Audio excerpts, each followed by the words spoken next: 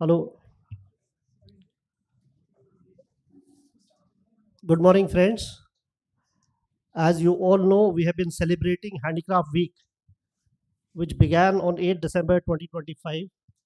And throughout the week, several significant activities and events were organized, including the National Handicraft Award presented by Honorable President of India, along with Heritage Week, Craft Katha, Craft Chopal, and many more enriching initiatives that highlighted India's diverse craft traditions.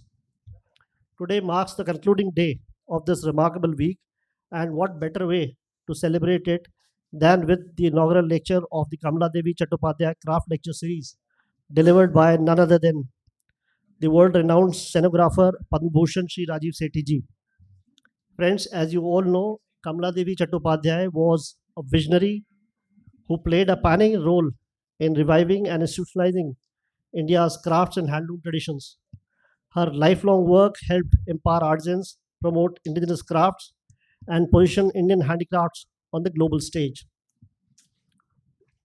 Today, we are honored to have with us Srimati Amrit Raj, Development Commissioner Handicrafts, Dr. M. Bina, Development Commissioner Handlooms, Shri Ravi K. Pasi, past Chairman EPCH, and last but certainly not least, our esteemed speaker, Shri Rajeev Sethi ji.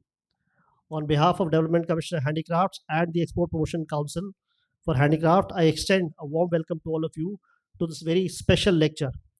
Now, before we begin, we would like to welcome our esteemed guests. I request DC Handicraft, DC Handlooms, and Ravi Pasi ji to welcome Shri Rajeev Sethi ji. Madam, यहाँ पर करेंगे बस. We can go there. हाँ, वो सब लोग.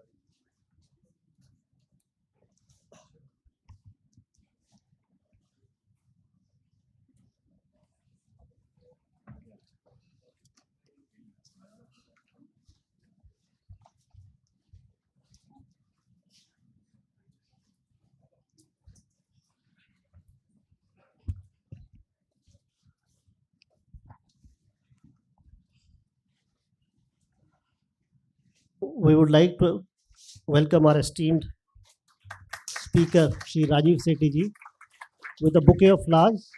May I request DC Handicrafts, DC Handlooms, and Ravi Pasi ji to present the bouquet.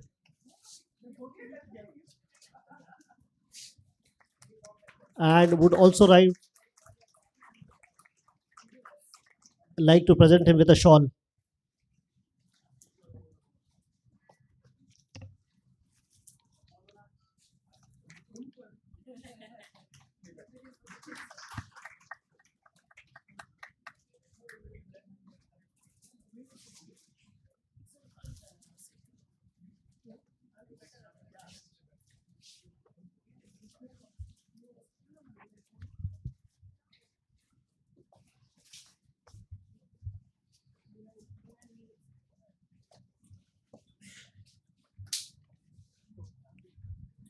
Before we move to the guest lecture by Sri Rajeev Sethi ji, I would request DC Handicrafts, Mrs. Amrit Raj, to say a few words, then we'll start the presentation. Madam. Respected Padam Bhushan Shri Rajeev Sethi ji, all the special guests who have come here who are leaders of the sector. It is a very proud moment for us to culminate this Handicraft Week celebration. Bina, without whose support from the ministry, we can't do any function. Handicraft, handloom are like twins, So it's good for her to sort of also join us early morning on a Sunday. All my esteemed guests and artisans, my awardees who have joined us, the retailers from Kunj. We are very proud of your achievement in the last 3 months. All of you who are present here, many of them are traveling from other cities to hear Sir. We thought that the best way to sort of finish the handicraft week would be to think about the future of craft in this country. And who else, but to have the doyen of the sector speak about it. His experience over the last 50 years is what we want to squeeze and learn from. And 45 minutes is too small a time for him to sort of share all those experiences, the richness I see this video where he's interviewing Kamla Devi Chattopadhyay, and I have goosebumps because we have none of us have seen him and her, at this stage. Sir is looking so handsome in that. He's too young. Maybe he was 10 years younger than what we are now. So this is the most befitting, I think, closure to the week where we will have him speak to us. And I would request all of you present here, we have a half an hour interactive session to also share your views. The idea is to understand the landscape from your perspective. We in the government work in a particular way, but how it should be different, how we should look at it from the perspective of all of you who will make this sector successful in the long run. So, a very warm welcome to Rajeev sir once again, and I hope all of you enjoy the session as much as we enjoyed conceiving of it. Thank you so much. Thank you.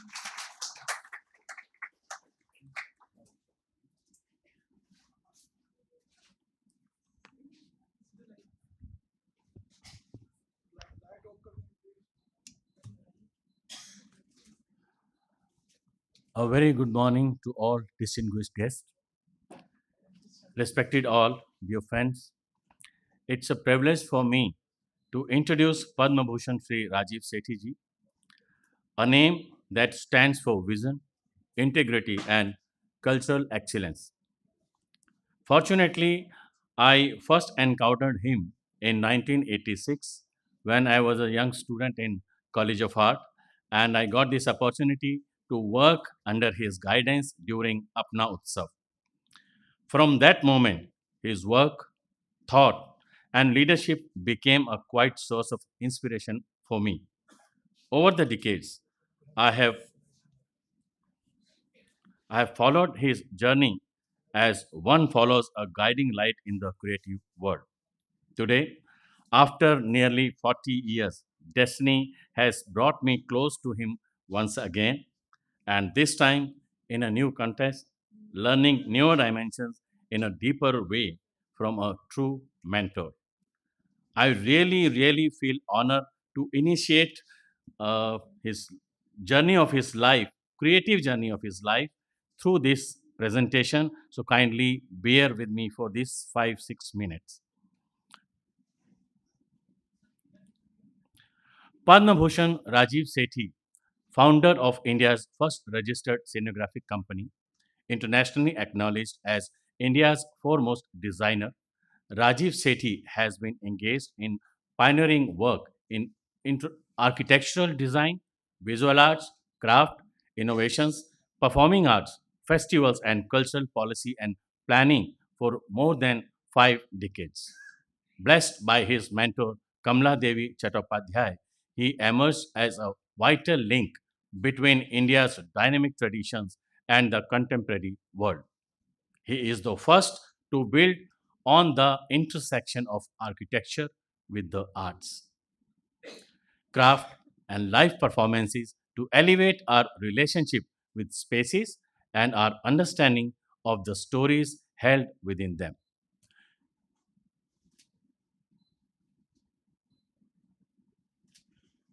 His unique commissions of festivals, exhibitions, community engagement programs, and urban renewal have entailed a tireless crusade for the creative and cultural industries across South Asia. Mr. Sethi received recognition for his work since an early age, being awarded by the late Prime Minister Jawaharlal Nehru for first position at the International Children's Competition, Kamla Devi Award for an on the spot painting competition. Mr. Sethi's formative years were spent in Paris working with Pere Cardin and was supported by designers like Ray and Charles Eames and being featured in the youth magazine. Upon his return, he was mentored by eminent Gandhians like Kamla Devi, trained by Pupul Jaikarji for everything he did after college. Gira Sarabhai and Ila Bhatt directed cohesive action, augmenting livelihoods of skilled artisans. Mr. Sethi was active in theatre since school, He has worked with John Littlewood, Peter Brook, and Aryan Mushkin. His seminal work for design led livelihoods is the life force of the Asian Heritage Foundation, of which he is the founding trustee. His business of Handmade, Geo Private Limited, supports innovative entrepreneurship for new markets, scripting a sustainable future for our traditional knowledge system.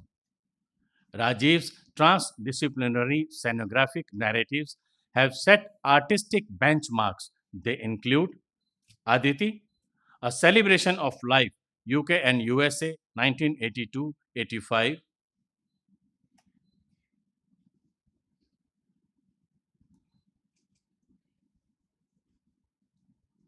Basic Needs Pavilion, Hanover, 2000 Expo made for German government, Silk Route Festival, Washington, DC, 2002 for the Smithsonian,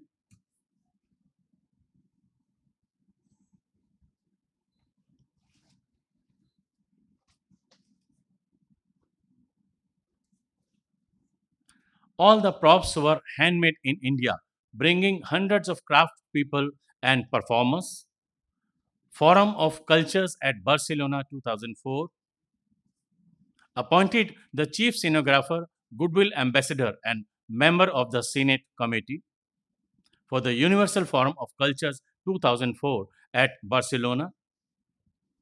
VIP Launch Delhi 1984. Jai Hai GVK Art Work Program Mumbai Terminal 2 2010, which is now owned by the Adani Group.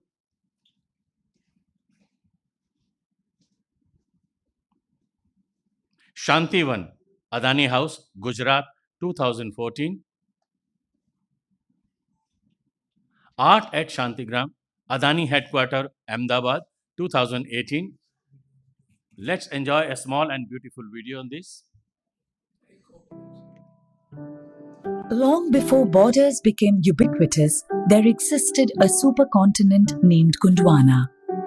200 million years after it was formed, Gondwana began to break up, and after centuries of drifting in the ocean, finally shaped into the continents of Asia, Africa, and Oceania.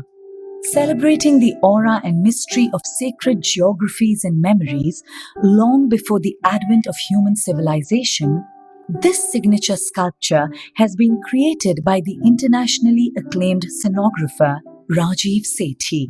Artists from the Gond tribes in Gondwana, India, and painters from the Aboriginal indigenous community from Australia, who also refer to an ancient site with the same name, painted this structure.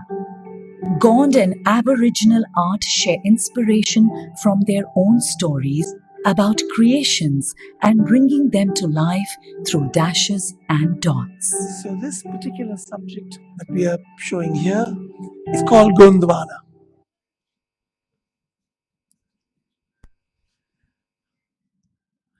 Art at the Grand Hyatt, Mumbai, Chennai, and Delhi, along with the creation of the new Bengaluru Hyatt, whose theme is on sound and music. The Chennai Hotel, whose theme was on pollinators.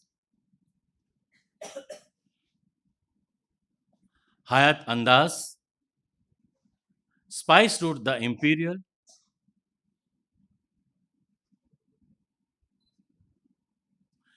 Mr. Sethi was awarded the Sanskriti Award 1980, the National Order of Padma Bhushan 1985, the first Indira Gandhi Lifetime Achievement 2010 by Intech, Outstanding Designer Award, Ministry of Textile 2013, honored by the Federal Republic of Germany with the Order of Merit 2001, Government of France, Chevalier de l'Ordre et Lettre, des Arts et Lettres, recognition for high level of artistic excellence and distinguished career achievement 2017, Architectural Digest and Mercedes-Benz Award of Excellence Designer and Cultural Activist, Award of Excellence by ITB Berlin and BUTB New Delhi 2016, Dedicated Lifetime Achievement Award from MIT World Peace University, Pune 2017.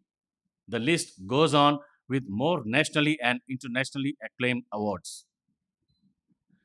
Rajiv ji has held several significant positions such as convener and founder member of Sarthi, a non-profit voluntary organization set up by artists and artisans addressing basic needs of habitation, health, education, skill upgradation, pride and privileges, marketing and management 1986, Vice Chairperson, Task Force on Cultural and Creative Industries, Planning Commission, Government of India 2006 to 2007, Director General of the National Cultural Festival, an autonomous organization with the Department of Human Resource, Government of India, responsible for mounting Apna Utsav 1986,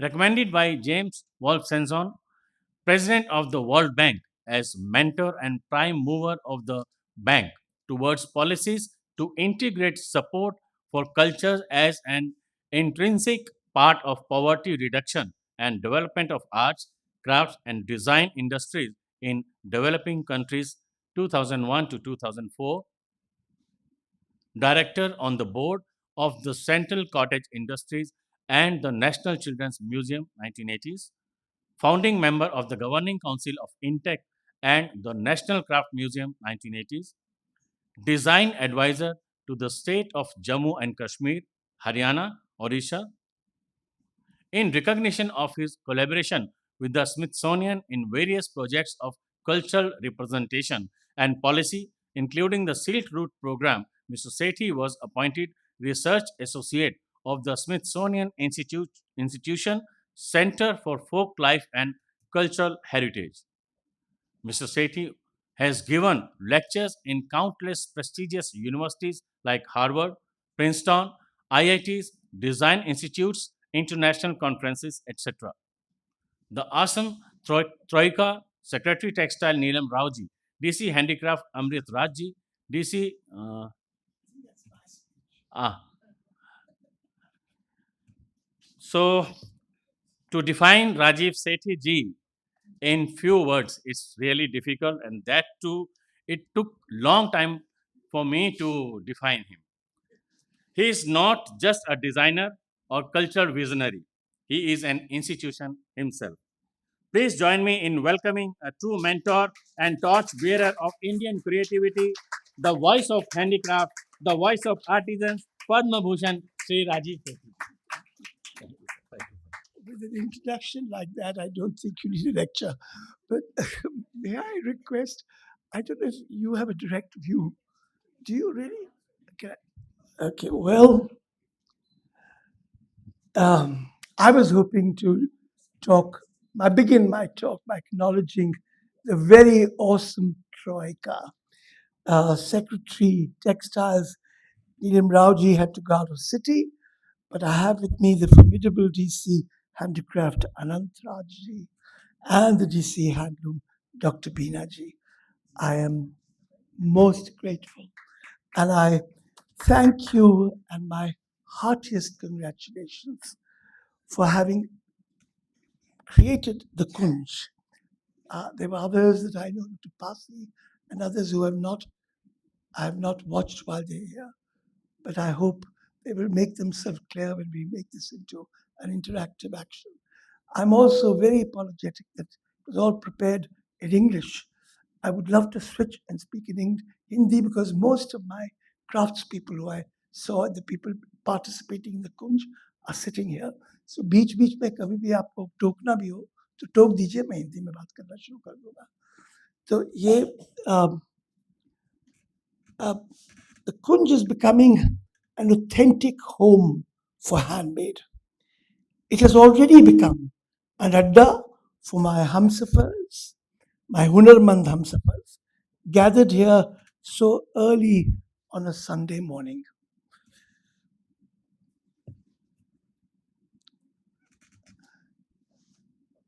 The handsome report that one created, I don't know if some of you have seen it, but in the the DC Handicrafts and several. She's the one who really has made this happen. And it's lying in the Geo shop downstairs. Uh, by my foundation, the Asian Heritage Foundation, for all of you seekers of a wholesome life. We have showcased the Kunj as a hub of handmade for small entrepreneurs and hopefully from across the subcontinent of South Asia very soon. Now, at the very outset, allow me to be emotional. I want all of you to remember your very first encounter with the handmade. Was it learning to tie your shoelaces? Pressing a ball of clay in your palm and sharing it with your thumb to create a shallow plate? For me, while I'm speaking all this, I expect you all to remember because I am going to turn to you to tell me your first memory of the hand. It could be yours, it could be watching someone or experiencing it. For me, it was my grandmother sitting in the veranda of my home and weaving all the naras for my pajamas and spinning pasham for my shawls. I still remember those bamboo, 108 bamboo sticks that kept falling on the veranda, the sound, the feeling of catching my nara, which is a thin rod, but if I extended it, it would go almost about a foot and a half. That's how dense the weaving was. The Venerable Matriarch counted names of at least 80 colors. Never once did she ask us to remember any. Unfortunately, nor did we. Never did she ever consider her handwork as an art. I think she understood completeness. Handmade, after all, is not just a thing, it is a philosophy, a memory, and a way of being and seeing. It is a touch of human intuition, the quiet dialogue between skill and soul, something no machine can ever replicate. How does the term labor saving, often used by economists, check up for an unassuming grandmother? Do they really want the labor saved? Turning everything into an employment statistic? The story of a girl is born, the day her mother threads the needle and starts to embrace her dream for her daughter. Separate rooms for you and your husband, a train full of barats, jewelry for generations, animals in your courtyard.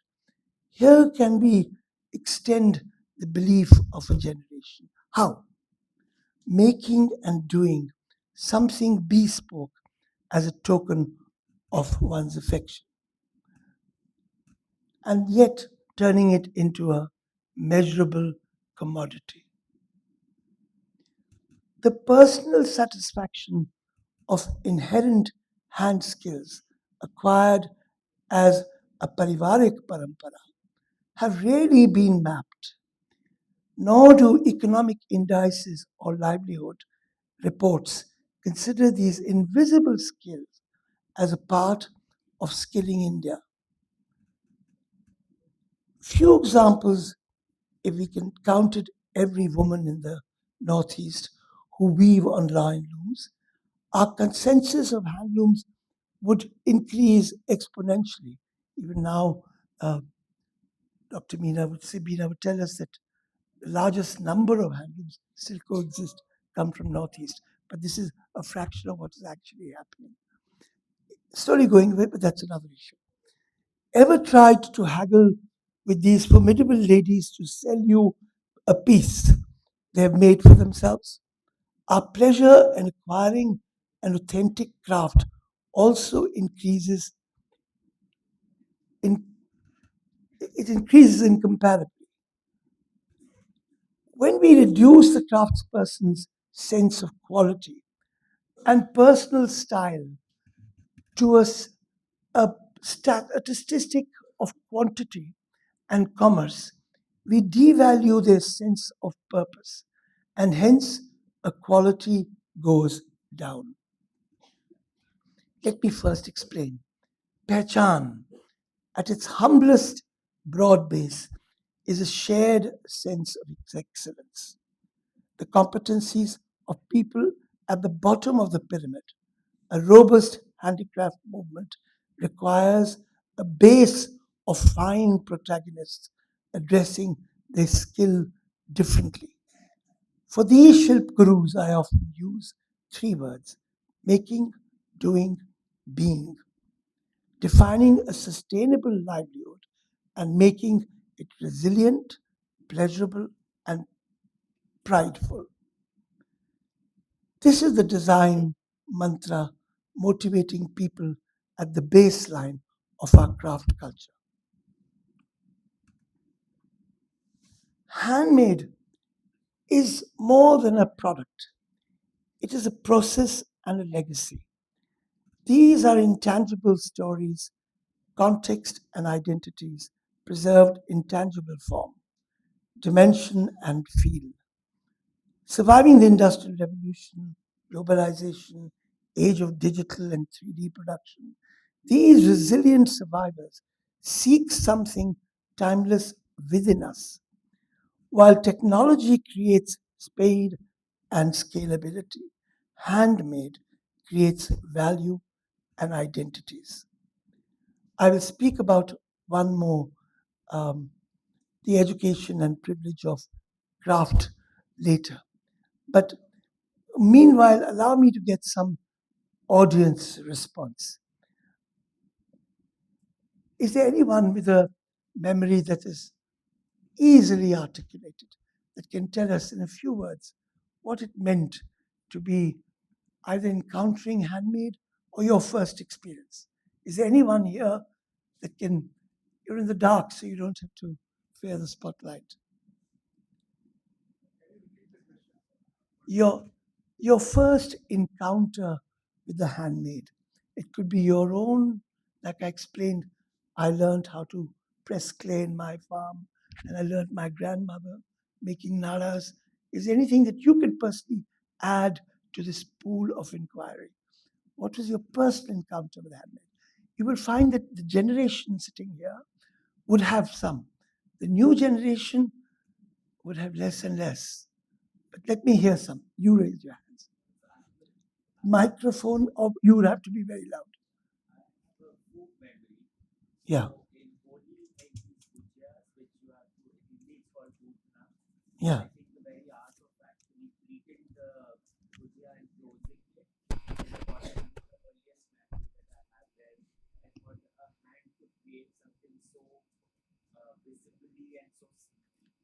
Food.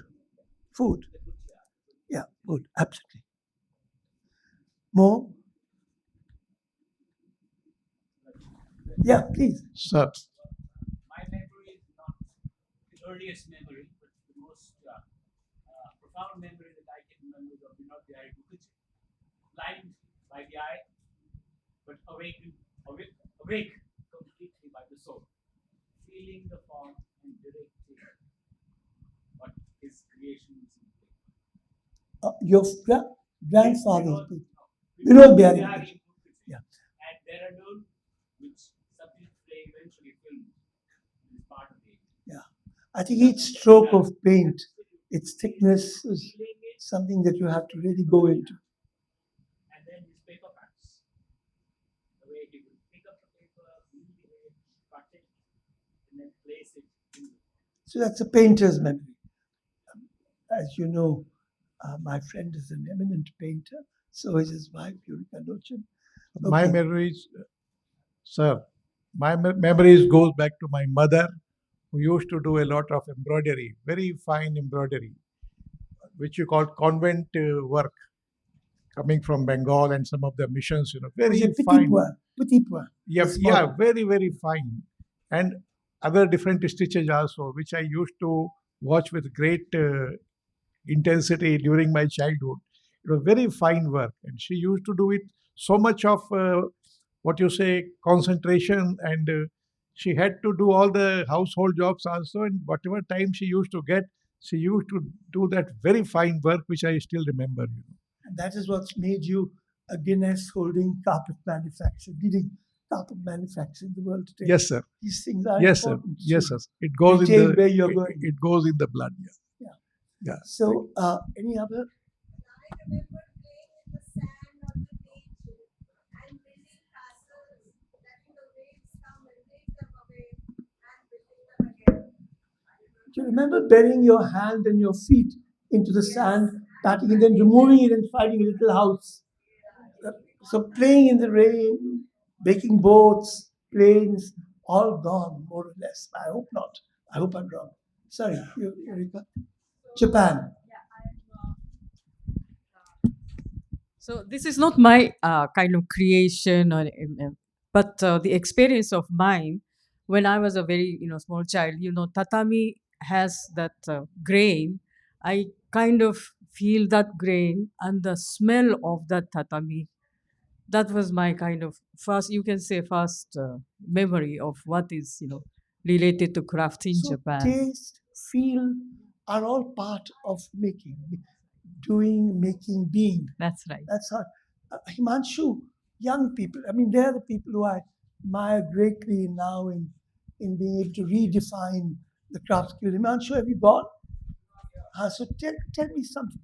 Tell me something. Really want to hear your generation. I mean, I'm going back to my school days when I was Hello. covering my books. Yeah, it's like going back to the school days, covering my books with we used to paint a brown paper over all the books, and how nicely we will be trained to how to put a paper on our school books, and there used to be dozens of them. I mean, even like as simple as arm rust, how do you squeeze an arm and how do you play with it? I mean, these are some thoughts which are coming quickly to what it is. I mean, how do we play with our hands? I'd forgotten completely about covering one's exercise books and books altogether.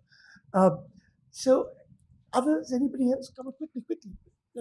Go on. The oldest memory I Sorry. have, Yeah. the oldest memory I have of a handmade thing was a handmade toy train, handmade and hand painted, which my parents had bought for me from Matheran, and it was an intricately crafted toy, joined with the help of a thread Where from? from Matheran hill station. Achha, but who made the toy? Local people. I don't know the exact person Find who out. built it. Find out. Yes. Find out if it's still there. Okay. Yeah.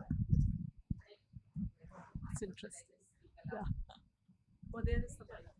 Okay, I remember my grandmother in Kolkata, my thamma. She used to put together all the old saris and make kantha stitch on them. And, these kantha coverings were so beautiful. I still have some of them. And we used to fight over them because it had a nice softness of the old fabric and also the smell of my grandmother. So we used to call it the thamma chador. So anybody who was not well would get covered by the thamma chador. Thamma means grandmother. And it's a beautiful memory. It had a smell.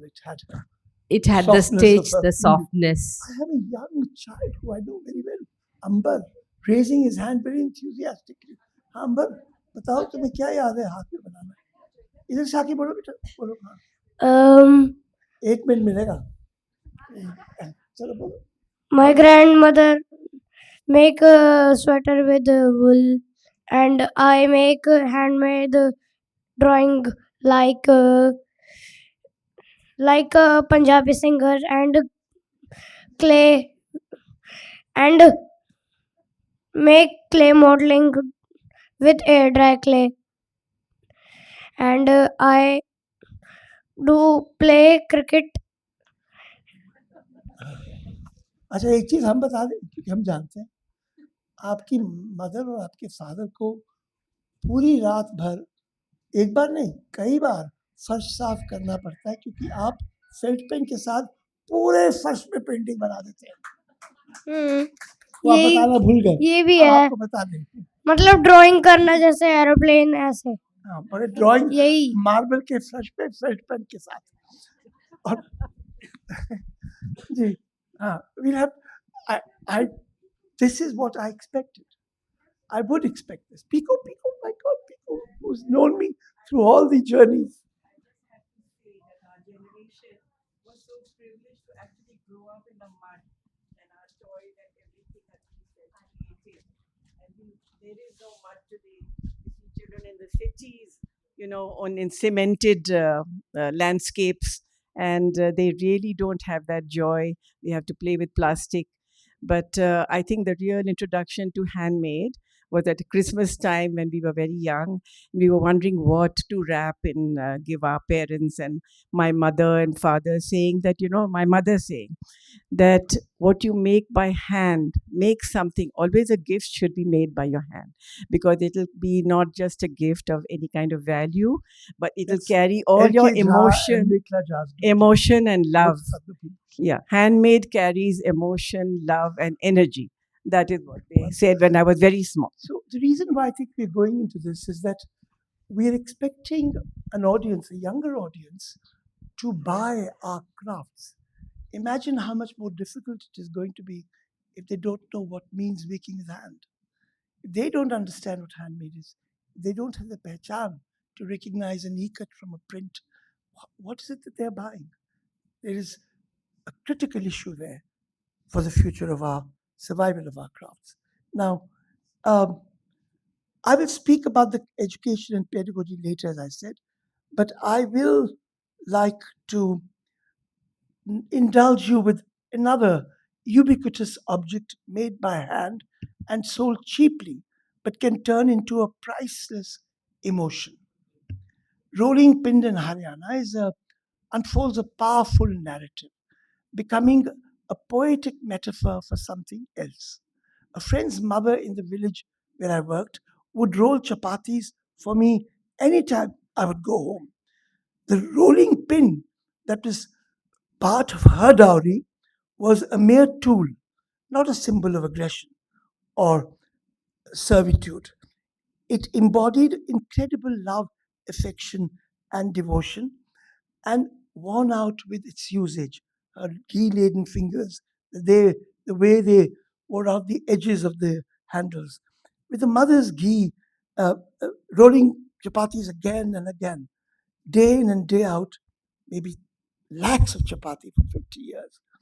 It nourished a whole family for decades.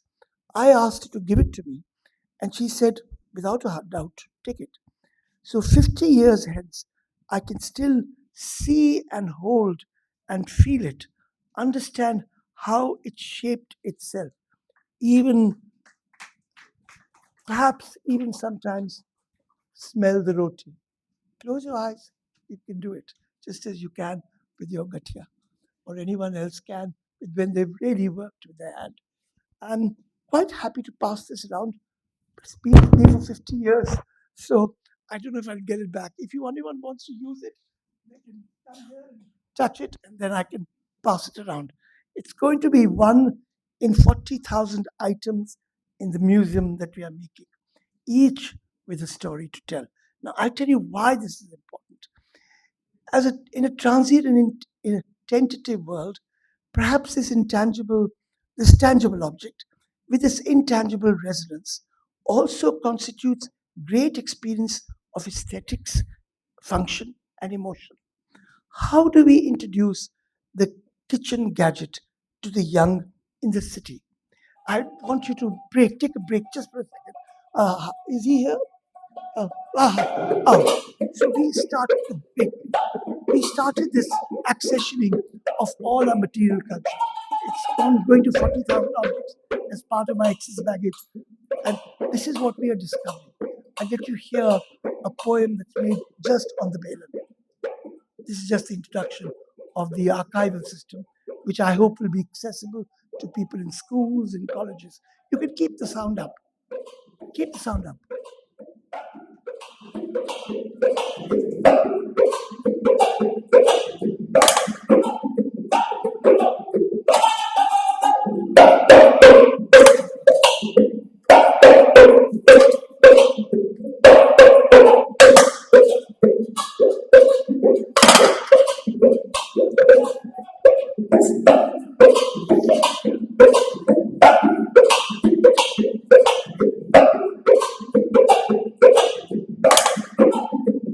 So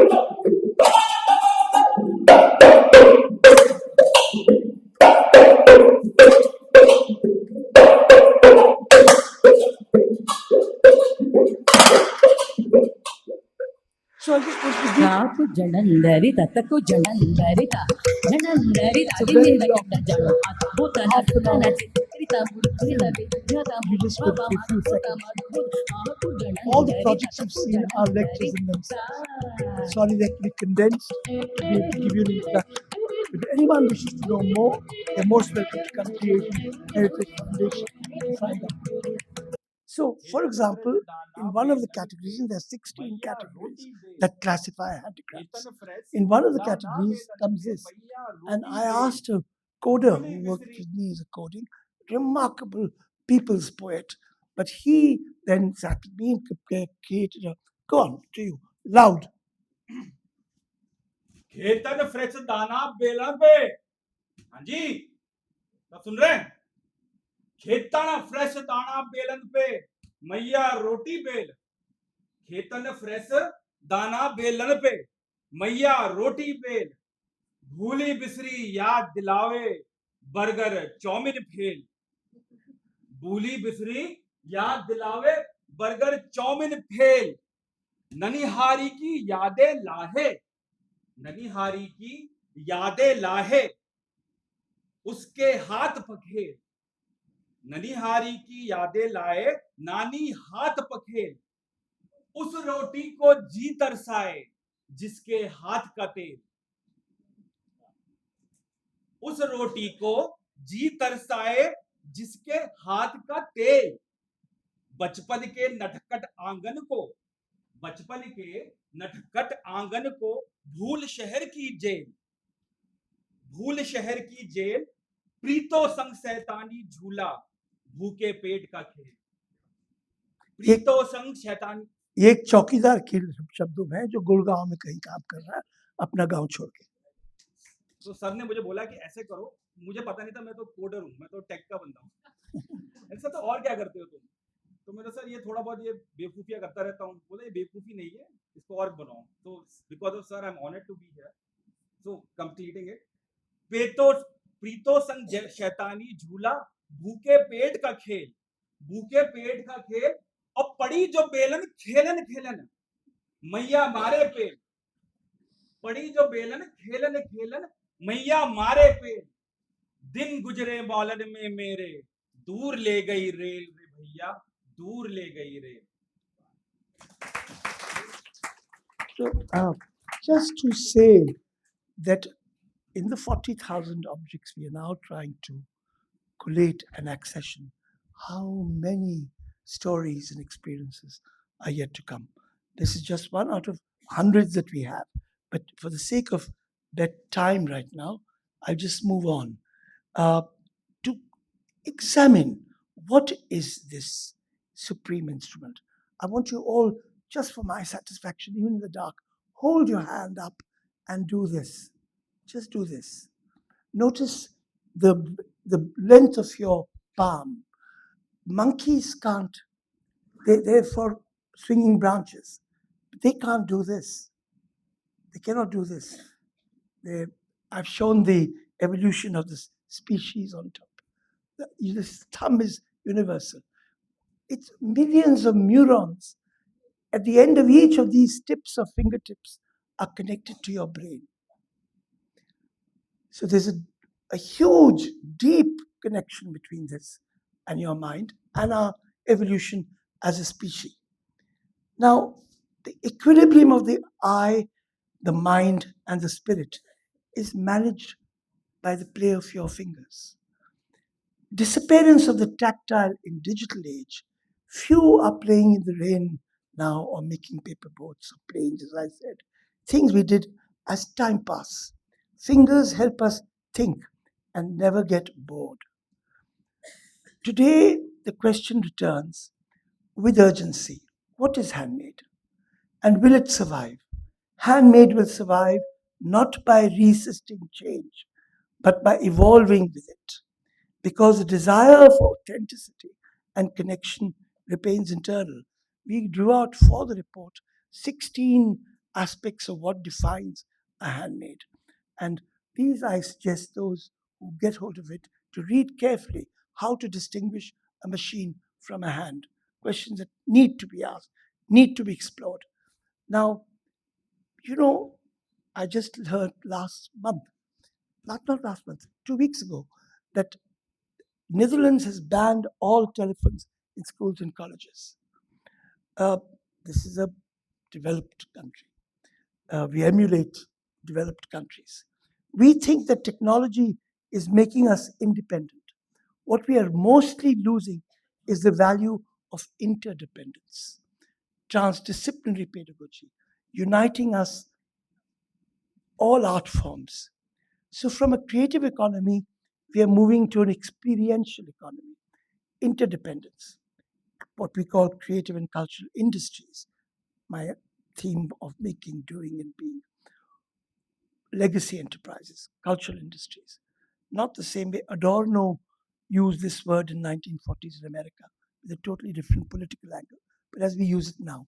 We also have our own Vishnu Dharmotra Puran, which says to be a painter, one must know sculpture. To be an architect, one must know dance. Dance is possible only through music, and poetry, therefore, is essential. मैं हिंदी में बोलना चाहूँगा, हमारे कारीगर दोस्त जो आए हुए हैं, एक बहुत बड़े गुरु थे केलुचंद महापात्र. इस कुमकुम हियर सो वो मुझे याद है, कहते थे कि वो रघुराजपुर के जो एक क्राफ्ट विलेज, मगर उनके वो शुरुआत है गोटीपुआ से, जो नाचते थे मंदिर में, क्योंकि लड़कियां नहीं जाती थी उस समय, और वही पेंटर थे, वही स्कल्प्टर थे, और सब चीज़ जानते थे. कभी उनको ये समझ ही नहीं आती थी कि अलग कैसे करें, वो तो कलाकार थे. तो ये कलाकार शब्द जो है एक अलग ही मायना रखता है हमारे देश में. As indeed my mentors Charles and Rames used to say, everything connects. The Jains called it Jivadaya. One cannot pluck a flower without troubling a star. At the Adani house, he gave me the chance of putting together inlays with millions of pieces of stone on his wall, reenacting the Jain concept of Jivadaya, of interdependencies of life. It's all inlaid on walls.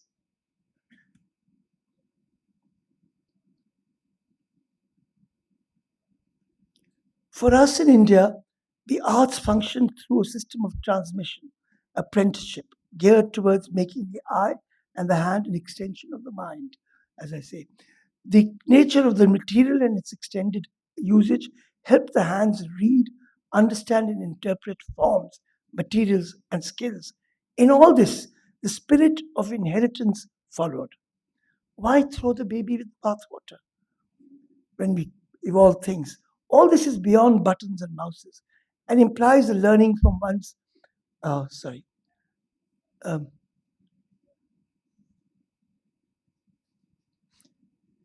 from one's immediate neighborhood, even from the vocation of one's own family, parivarik parampara. Can we, the people, give recognition to skilled communities as national treasures, even as one invests technological breakthroughs? Does contemporary pedagogy incorporate these time-honored skills into formal curricula? Are master craftsmen working at schools and universities to give master classes, getting theses? मेरे हमारे शिल्प गुरु जो हैं और जो बैठे हैं, इनको हमें डॉक्टर सो एंड सो बुलाना चाहिए. ये जो काम कर रहे हैं, इनके थीसिस है. वो थीसिस बड़े बड़े लोग पढ़ लिख कर भी नहीं लिख पाते, तो ये तो हमारे लिए डॉक्टर्स हैं. अगर आप उसी को एक पैमाइश मानते हैं डिग्निटी का, सोशल स्टेटस का, अब कौन कारीगर का बच्चा कह सकेगा मेरा पिता डॉक्टर है कार्पेट मेकिंग में, डॉक्टर सो एंड सो. ये चीजें हमें इनिशिएट करनी पड़ेंगी. Yet these are the skills that represents India, if acquired, can create a unique edge for us in global markets, provide original content for a knowledge economy, hungry for original products and ecological manufacture. Crafts awaken your rasa. In this, I want to explain I have done it later to my sponsors, supporters, EPCH. I think it's an unbelievable task when I go to that place at Noida. I see so much being done. The sad part, and I'm repeating with this full responsibility, that very little now is made by hand. A lot of it, some people would call it fake because if it is no longer khadi, it's no longer block print, but silk screened, or um, it's no longer craft. Yet many of these people draw subsidies and various different advantages from the uh, the, the offices that be, uh, and these are unfortunately fakes. I will discuss this slightly later, so I won't get into it. I just want to talk about rasa. Crafts awaken your rasa. Rasa, Anubhuti, the world of senses. Please let's do everything we can to prevent our senses from shrinking any further. The quintessential Indian paradigm for a creative awakening is enshrined in this one word, rasa, the luminescent journey of emotion. I've stopped responding to art or design that doesn't move me. Rasa is not taught in design or architectural schools still. There's still no curricula to evaluate indigenous concepts of shared aesthetic experience and functional beauty. It is a way of seeing and experiencing life. Rasa is a cumulative sense of what it means to be alive, more than being worldly.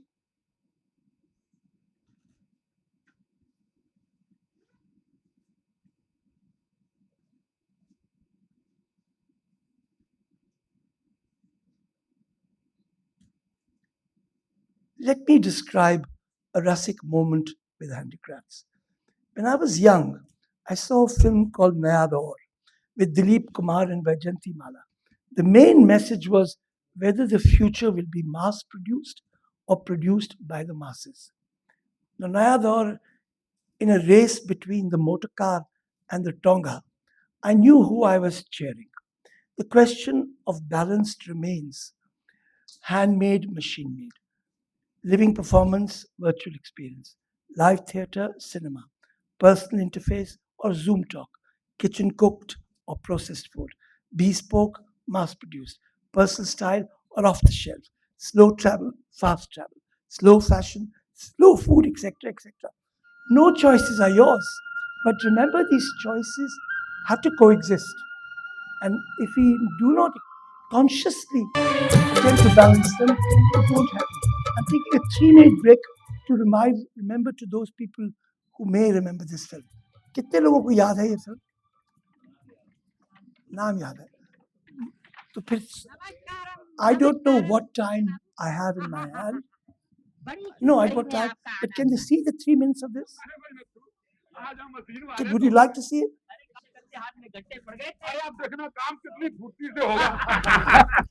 सुनो भाइयों, बात यह है कि कारखाने में आ गई machine. इस वास्ते इतने आदमियों की कोई जरूरत नहीं रही।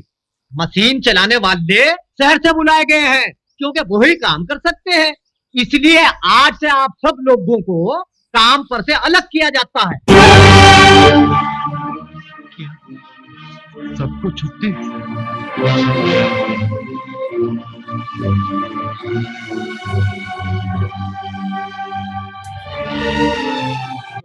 ऐसी शक्लें बॉम्बे में दिखती।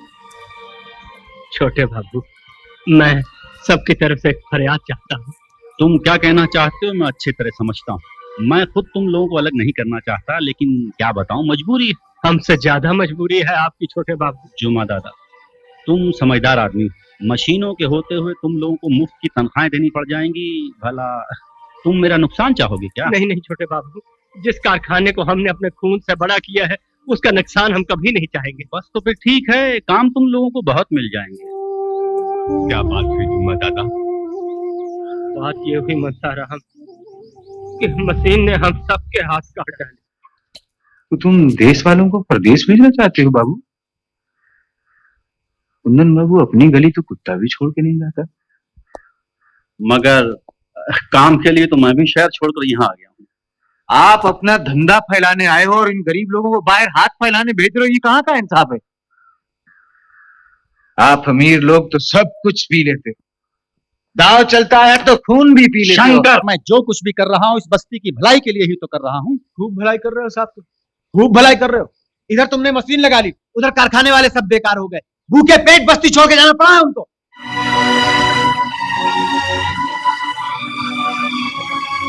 अरे देख भैया, एक मशीन वाले ने काम दिखाया है ना, तो सारी बस्ती वाले बेकार हो गए। भगवान कसम, अगर हम बस्ती वाले मिल जाए तो इनकी मशीनें धरी की धरी रह जाएगी। मुझसे मिलिए, मैं हूँ press reporter, very very famous reporter. तुम लोग नहीं समझते तुम क्या कर रहे हो। ऐसे काम की तो अपने मुल्क को बड़ी सख्त जरूरत है। अरे भाई, ये तो एक तरह का गांव सुधार है, गांव सुधार। गाँव सुधार? यस ग्रैंडफादर, तुम तो लोगों को अपने पांव पे खड़े रहना सिखा रहे हो। ये तो बहुत बड़ा काम है, सारी दुनिया को मालूम होना चाहिए।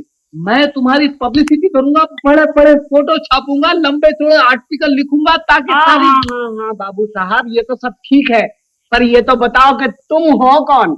लाट साहब हो, गवर्नर हो, पटेल हो, कौन हो? बम्बई का बाबू, नाम मेरा अनजाना, इंग्लिश बोल के गाऊं मैं हिंदुस्तानी का।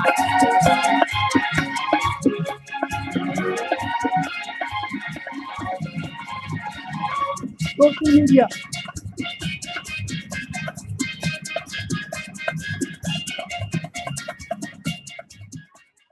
तुम दौलत की ताकत इन गरीबों की भूख और प्यास खरीदने की कोशिश कर रहे हो। पिताजी, अपनी कामयाबी के लिए इनकी लाश पार रखकर खड़े होना चाहते हो। मगर मैंने इनके साथ कोई बुराई नहीं किया पिताजी। मशीनें और मोटरें चलाकर तो आजकल सारी दुनिया तरक्की के रास्ते पर बढ़ा। चुप रहो। तुम मोटर, मशीन और तरक्की की आड़ लेकर इन चीजों का बदनाम कर रहे हो, जहाँ हाथ की कारीगरी को नुकसान पहुंचता हो। आज हर जगह यही कोशिश हो रही है कि मशीनों की आवाज वहीं गूंजती रहे जहाँ बेकारी का चोर न फैलने पाए। लेकिन तुमने सही काम को गलत तरीके से करना चाहा। तुमने मशीन और मोटरों को गरीबों का दोस्त बनाने के बजाय उनका दुश्मन बना। जिन मशीनों को आज तुम ठुकरा रहे हो, उन्हीं मशीनों का एक रेला उठेगा और तुम सब कुचल के रख दिए जाओगे। हम गरीब लोगों को मशीनों से कोई बैर नहीं है कुंदन बाबू। 2 बखत की रोटी बस सुख से मिल जाए, यही हमारी मांग है। बस्ती में तुम भी रहो, हम भी रहें, मोटर गाड़ियां भी रहें, मशीनें भी रहें, कोई ऐसा रास्ता निकालो। देखो, तुम तो लिखे पढ़े आदमी हो कुंदन बाबू, तुम्हारा साथ मिल जाएगा ना तो माँ कसम इस गांव तो क्या सारे देश की किस्मत पलट के रख देंगे हम।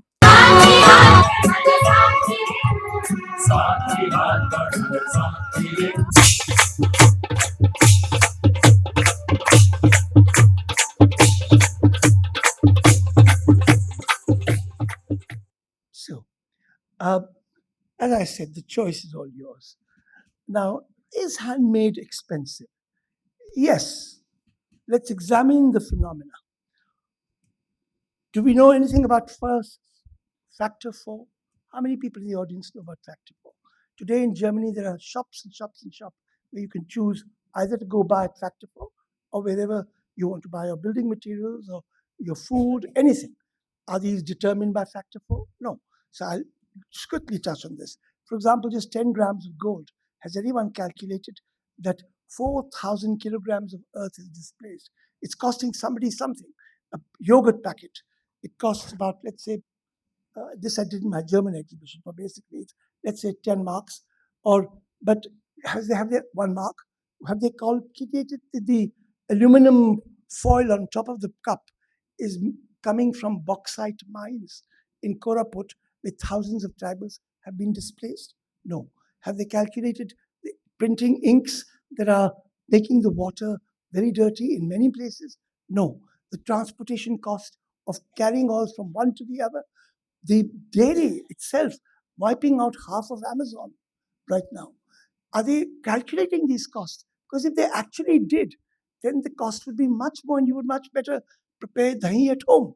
So the whole issue of factor 4 means I worked with Professor Vizakar because of my exhibition basic needs, because we were presenting to people what the real cost would be. And you went into the store, that's another exhibition. The basic needs exhibition requires a lecture of an hour, so I won't go into it, but just to tell you, although crafts have not entered the luxury market in a space where people have to contend with cost of living, but it is India. But it is. Now, is India destined to be a Sarojini Nagar only? beware of machine-made fakes. And this is where I keep saying to EPCH, Export Promotion Council, excellent. India must grow with its exports and has been growing. But don't call a handicraft when it is not a handicraft. Please say so, what it is, and people would appreciate that too. But otherwise, there will be embargoes, there will be questions, and the person who will suffer at the end is the craftsperson, not the traders, because they have many things to turn to. My little appeal to my sponsors, who I admire greatly for the work they've done to bring this sector to the place where it is. A report for DC Handicrafts indicates that the Gen Next is an emerging powerhouse holding a significant 40% share in the India's luxury market. As of now, this equates to $12.1 billion, projected to hit $85 billion by 2030. However, the Kunj needs to realize that it does not and may never have the kind of products and environment seen to be attracting this growing sector of consumers. The issue is, does the Kunj want to go in that direction of a snobby mall with imported or domestic high street brands? Is it possible for its associates to remain profitable and yet cost conscious, inclusive, and authentic? A big yes. When I say a big yes, it meant nothing.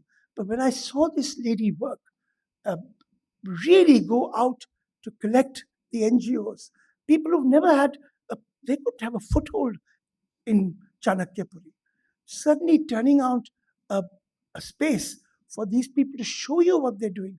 How many of them were accessible? Yesterday, I went to a startup thing that she has started with young people coming from all over the country.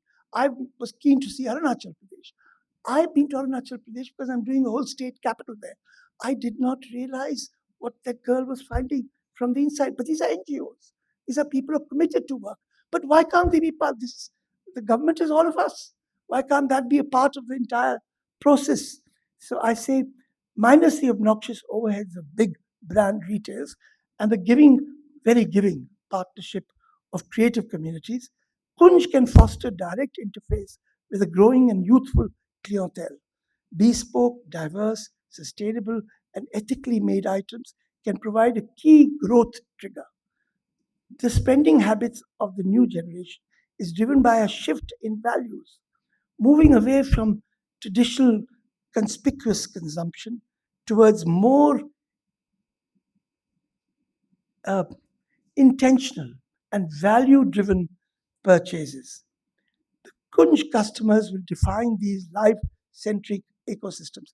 I may be saying this more out of hope than actual reality, but this is how I continue to think to position what we are trying to do. Nurture well being programs for this sector, prioritizing meaningful and immersive experiences over mere uniform, cookie cutter materialistic possessions. The human touch and meticulous attention to variety and detail is what the machine cannot and will not reproduce.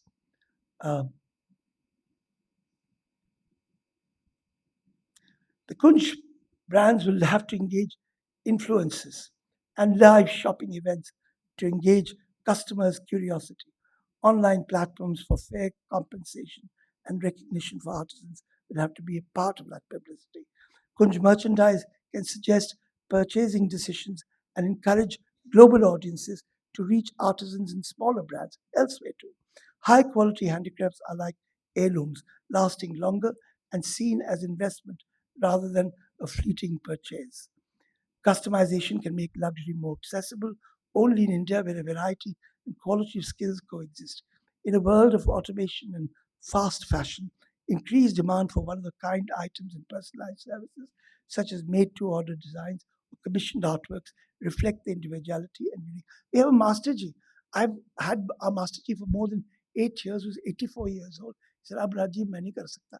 तो एक नए लड़के को ढूंढना पड़ा जो पुराने हिसाब से दर्जी. अब दर्जियों की बस्ती में एक दर्जी जो आके मास्टर इस माहौल में बैठ भी जाए और आपकी जो चाह है उसको वो जो आपकी खोज है उसको ठीक उसी तरह बना पाए जैसे वो चाहते हैं, तो वो ही फ्यूचर है. Single iconic item is entry-level price points will allow the young to buy into the Kunj's identity, and even without a full commitment to the handmade. The buying experience will have to be seamless and secure, while personalized online shopping journeys will become the order of the day. Seductive payments, plans, and credit benefits will have to be explored. I'm sure her mind's already been ticking on this since she started. So all this will start showing up once she's got her adda. Creating platforms for the compensation and recognition for artisans. The Kunj must also champion the issue of skilled people's rights in the age of IPR, an issue of special privileges for those awarded by the government. Master craftsman की जगह हमेशा रहनी चाहिए, या जो ना भी हो मगर स्टेट के भी हो और गुनीजन हो और भी. The conclusion. This is important because I'm showing you things which I have not shown in this city for 25 years.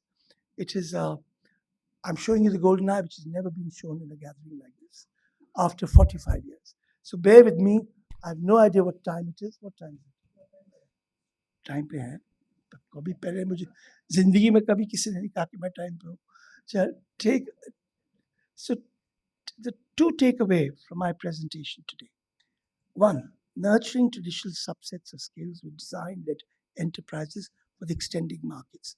One, local and rural hearts, rural products for rural consumers. मैं इनके बारे में थोड़ा सा बताऊंगा. Regional and urban, high-tech, Baba Khadak Singh Mahal, city emporias, boutiques, etc. And export and international consumers. इन तीनों में मैं थोड़े से उदाहरण देना चाहता हूँ. I will show you my take on the above. 72 and 71, I attempted to create the Dehati Kala Kendra in Rohtak, addressing the needs of rural consumers with rural products, village crafts for local needs. किसान की जूती, rural शीतक, ड्रामे करते थे. यहाँ देखिए मैं बहुत पतला था, हबीब तनवीर को ले जाता था और वहाँ पे दिखाते थे कि जूती कैसे बना सकते हैं. हमारे गांव में जो ब्राह्मण के बच्चे थे उनके पास पैसा तो था मगर वो जूती का काम नहीं करना चाहते थे. जब उनको पता चला कि इतना पैसा कमा सकते हैं तो अब वो सबसे बड़ी जूती एक्सपोर्टर्स वही है. तो ये सब पहली एग्जीबिशन थी हस्तकला बोर्ड ने उस समय 1973 में मेरे ख्याल ये सपोर्ट की थी कि मैंने कहा सब प्रदर्शनियाँ शहरों में होती हैं और गांव में भी तो दिखाइए कि उनकी चीज़ें जो है वो तो लुप्त हो रही हैं. अब हम एक पैकेट ऑफ चिप्स 20 रुपए का अगर दिल्ली हाट पे किसी गांव के हाट पे देखे तो आपको चुभती है बात कि वही पैकेट घर में औरत 50 पैसे में बैठ के बहुत कमा सकती है और फ्रेश भी होगा, उस पर प्रेजर्वेटिव भी होंगे. मगर ये सोच के लिए अलग महकमे की जरूरत है. तो यहाँ पे कमला देवी का उनका हाथ का लिखा हुआ काफ़ी कुछ है और जो फिर सबने किया ये तो उसी का काम है. भूले बसे कलाकार कोऑपरेटिव सोसाइटी भी शादीपुर डिपो में शुरू की. जितने भी हमारे घमंतु आर्टिस्ट हैं, नट, मदारी, मसलेत, कलंदर, कठपुतली वाले, उनकी क्राफ्ट भी थी. कठपुतली वाले कठपुतली क्राफ्ट करते थे. उस पर एक पूरा लंबा लेक्चर है, मैं नहीं जाऊँगा. उसकी पहली कोऑपरेटिव हम लोगों ने बनाई जो भूले बसे कलाकार सहकारी समिति, हिंदुस्तान की पहली कोऑपरेटिव थी मल्टीपर्पज़. और न्यूयॉर्क टाइम्स में उसकी फ्रंट पेज पे रिपोर्ट्स आई थी. हमने घरों के जो डिज़ाइन किए थे उनके आंगन में किए थे. सब औरतों ने अपने आप बैठकर sites and services scheme TD के साथ बैठ के, मगर अपने हाथों से, कॉन्ट्रैक्टर्स के हाथ में नहीं. मगर ये सब नहीं होना था क्योंकि सरकार का जो पहिया है वो अलग, लोग अलग किस्म से चलाते हैं. तो ये जो पूरा कार्य था जो शादीपुर डिपो में, ये जो आप कार्टून देख रहे हैं, ये सुधीर धार ने कोई 45-50 साल पहले बनाया था. आज ये सच है. वो पूरी जगह को बुलडोज कर दिया गया है. वहाँ पे बड़े 15 मंजिले इमारतें खड़ी हो गई हैं. वहाँ पे 36 उन्हीं की जगह पे, उनकी जगह एक अपार्टमेंट हाउस है जो अलबुर्ज की तरह एक. अब ये सब चीज़ें इसके हाँ नाम है, कई लंबी चीज़ें हैं जो मैं नहीं जाऊँगा. मैं तरक्की पसंद इंसान हूँ. मैं लडाट नहीं हूँ जो कि लडाट जो कहता है कि भाई ये तो ऐसा होना ही था. मगर इस पर बैलेंस जरूरी, क्योंकि हम क्या अपने पैरों पे कुल्हाड़ी नहीं मार रहे. अगर इसी किस्म का गांव होता जो लोगों का अपनी मलकियत होती, वो अपने काम दिखाते, अपना काम कमाते, तो वो शहर के लिए एक आमदनी का साधन बन सकते थे. अब कहाँ लेते हैं, अब उनको बुलाते हैं भाई यहाँ पे नाच तो आगे जरा आगे, यहाँ आकर होटल में कहीं ज़रा मुँह दिखा दो, मगर अगर उनकी अपनी जगह होती जहाँ पे नाच भी कर सकते हैं, गाना भी कर सकते हैं, अपनी चीज़ें भी बेच सकते हैं, तो उनके बिचौलिए भी शायद जॉइन करते। मगर ये बहुत लंबा कट कहानी है, 10 साल पुरानी है। इसके बाद मैंने इस पे काफ़ी 45 साल की लड़ाई है जो चलती रहेगी। ये मेरी आर्टिकल था कोई 15 साल 14 साल पहले। अब एक डोंगर आर्टिस्ट विद ट्राइबल्स 50, मैं ये सब कह रहा हूँ स्थानीय चीज़ें जो हम देश में कर सकते हैं। सब मेले, सब उत्सव ये शहरों में, बड़े शहरों में क्यों होते हैं? तो मैंने कहा कि ये डोंगर जो है, ये हम कोरापुट में जाके गाँव में 50,000 ट्राइबल आए थे।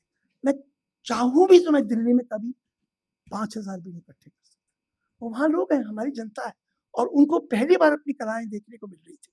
तो हर चीज़ दिल्ली और बम्बई और कलकत्ता में क्यों हो? जहाँ होनी चाहिए वहाँ होनी चाहिए, जिससे लोग उसमें भागीदारी कर सकें। यहाँ पे सब आर्टिस्ट गए थे, अंजलि रामानंद, मंजीत बाबा, आप जोगेंद्र चौधरी, सब 2 हफ्ते जाके रहे कलाकारों के साथ और उनके साथ काम किया। कई चीज़ें निकली। ये भी कार्यक्रम बंद कर दिया गया क्योंकि ट्राइबल्स नाम के वास्ते तो इम्पोर्टेंट है, उनके नाम भी हम करते हैं, जतनदार कई लोग करते हैं, मगर अंत में जब वो अपना हक मानना शुरू करते हैं तब कहीं गड़बड़ी हो जाती है। ये डोंगर 95 है पूरा। फिर मेरा पहला असाइनमेंट जब मैं पेरिस से लौटा वो कश्मीर गवर्नमेंट के लिए था। तो ये पहला एम्पोरियम था जो बाबा खड़क सिंह मार्ग में खुला था, डोंगर। अभी इस शक्ल में तो बिल्कुल नहीं है, मगर वो कश्मीर गवर्नमेंट के लिए था, जिसके लिए फिर जाके मैंने क्राफ्ट डेवलप करी। बिकॉज बना तो लेंगे एम्पोरियम, तो बेचेंगे क्या?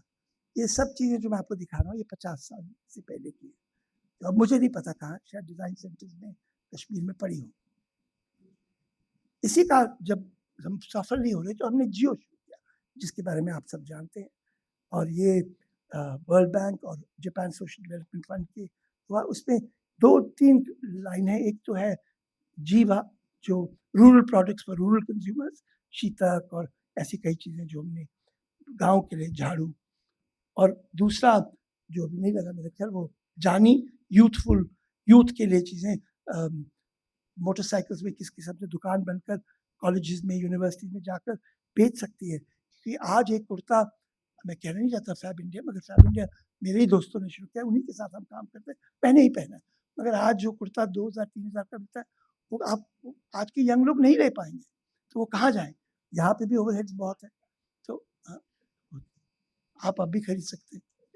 तो ये फिर अच्छा, तो अब now I am coming to the part which I know many of you have come here to see because I've never shown it.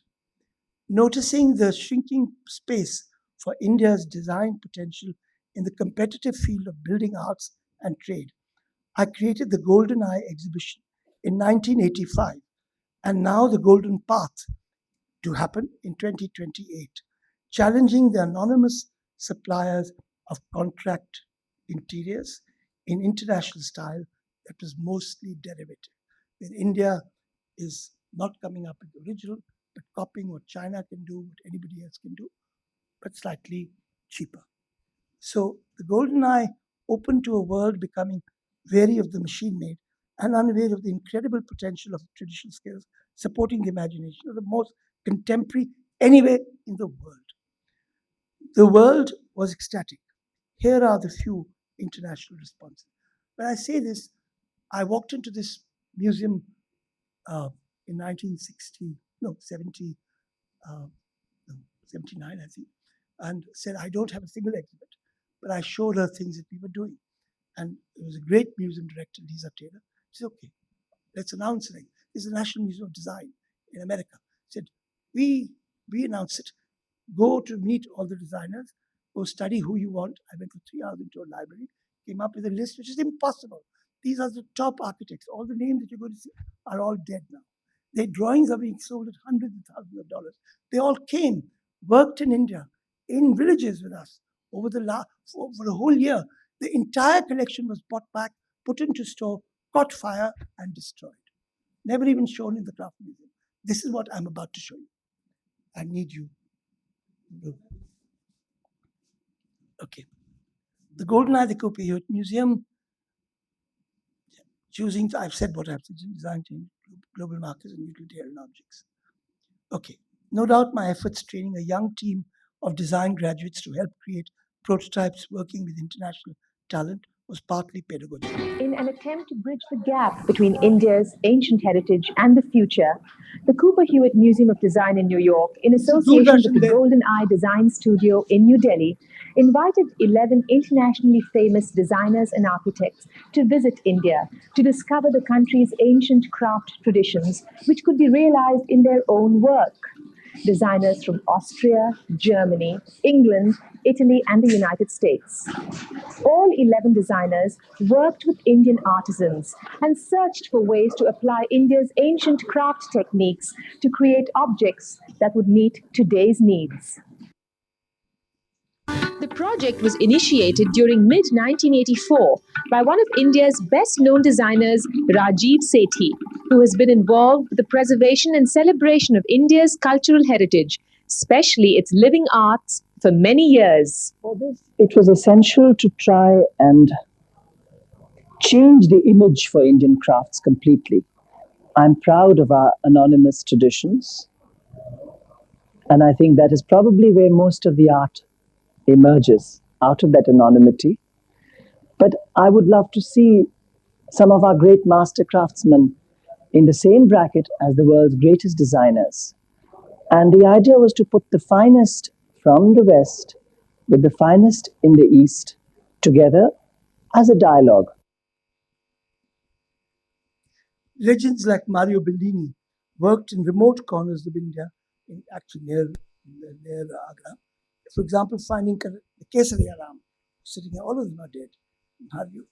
Kesariya Ram is also gone in the village to work on the stone bench, while hundreds of skilled craftsmen had to survive on building roads. So was he when we found him. This was in his village. The Italian designer Mario Bellini, after he visited the great stone-cutting centers of Agra and Udaipur, designed massive divans in marble and sandstone. I always remembered with a great pleasure my first visit to Fatehpur Sikri, which is all built in a similar sandstone, red sandstone. And also it reminds me the Red Fort in Delhi. And so I wanted this time to do something with this incredibly nice material. And I saw to a stone bench. This has been designed to stay in a outdoor space, in a terrace or in a garden. And it's again a trial to combine our Western mood and sensitivity with the Indian and Far Eastern feeling.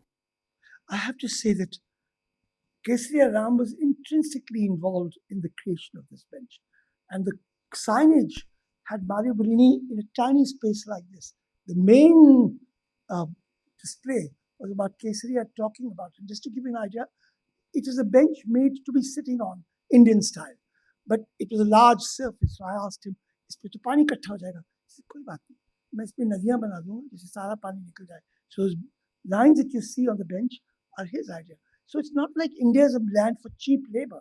Indian minds think as good as any in the design world to create something that becomes collective and gets noticed around the world. So it's a thing that we need to explore more.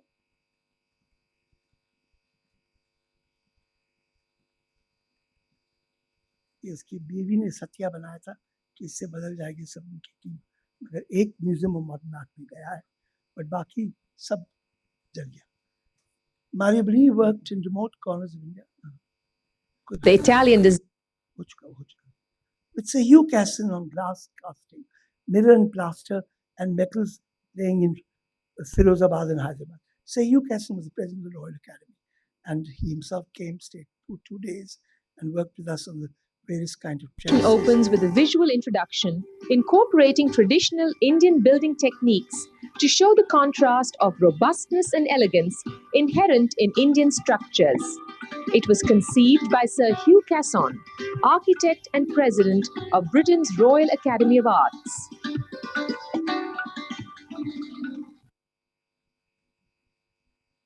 So Vidature Satsas on wood turning and stone carving in Agra. Industrial designer and founding member of the Memphis design group, Ettore Sotsas, saw the possibility of combining elements of objects made by artisans from areas of India that have been separate not only geographically but artistically as well. Using stone, metal and wood, he created designs for vessels and furniture, including a black and white marble inlaid tabletop made in Agra in northern India, combined with multicolored lathe-turned wooden legs made in Bangalore in the south. Now I should tell a story. I sent the drawings to India, and then I didn't know anything until today. So the result is that they understood very well what I wanted to do. I mean, I was really moved by the quality of the work and the way they understood very well what I had in mind, which was something that they had in mind in some ways. With Dr. Bernard Rudowski on wood inlays and Babulal Mistry on shoes in Bombay. I still wear my golden eye shoes. ये pattern जो है Japan का कपड़े का बना हुआ आराम से और अपन यहाँ लेदर का बनाए आराम के लिए ये कहाँ पहनेंगे ये बेडरूम स्लीपर घर के अंदर पहनने का Architect and designer Bernard Rudowski also worked in several rather disparate areas. His interest in the evolution of footwear resulted in designs for shoes at once both witty and practical. I just suffered like every other person in the Western world from our footwear, which is totally unintelligent and how do you call it, crucifying. About 40 years ago, I was so infuriated about the whole situation that I designed sandals. And for the first time in their lives, American women descended from the high heel to the sandal. Especially the Indian woman, who is one of the most graceful creatures. Why? Because she walks on flat soles. She walks barefoot, and she walks, as I say, like a cat, like a big cat, like a leopard. Besides shoes, Rudowski also incorporated traditional Worli folk paintings into his designs for wooden tables inlaid with brass and other materials. Unfortunately, none of this was seen in India because it all got burnt and lay in the whole store for 5 years and then all gone. Charles Moore and toy makers of Banaras, he couldn't sell toys because we have many problems of dyes, of nails. So I told Charles, let's work on furniture because that's adult. They will not be able to question the making of furniture. So and cigar boxes, adult toys, so to call it. The architect, Charles Moore, inspired by his trip to the holy city of Benares, created a wooden desk that opens up to reveal an imaginary city on a river. He also designed a series of ingenious boxes in the form of miniature pavilions populated with colorful wooden toys. Each box is a tribute to one of the 5 senses. We went to India, of course, and I've been fascinated by Indian toys for years, and we started looking at them and thinking that there just didn't seem to be any place where they were shown off to their best advantage and as the wonderful things they are. And so came over us that we'd like to make some settings for them, and we could do that with art capacities and images and use all the wonderful things that India is full of. And so we then went to Benares and all the shops in Delhi that we could find and tried to find some toys. The foundation of all these people, very international foundations, have been constantly in touch with me to say, can we not get a prototype, at least for their foundations? Leave alone all the stores. We will read you the letter from Bergdorf Goodman and Bloomingdale's and various others that had offered full spaces for the Golden Eye to be taken over. But it was very difficult. The American textile designer Jack Leonard Larson India's rich traditions have long been a source of inspiration. India, he has found, has more hand weavers with a broad range of skills than any other nation. There is more diversity in India, Larson feels, than in all of Europe and North America combined. Mr. Larson has designed a number of different types of textiles, ranging from rugs to silk open weave brocades. We've been working in cashmere with chain stitch embroidery that could eventually be hangings or upholsteries or carpets. This is one of them here. It's beautiful work, sometimes done on wool or cotton, very skillfully handled.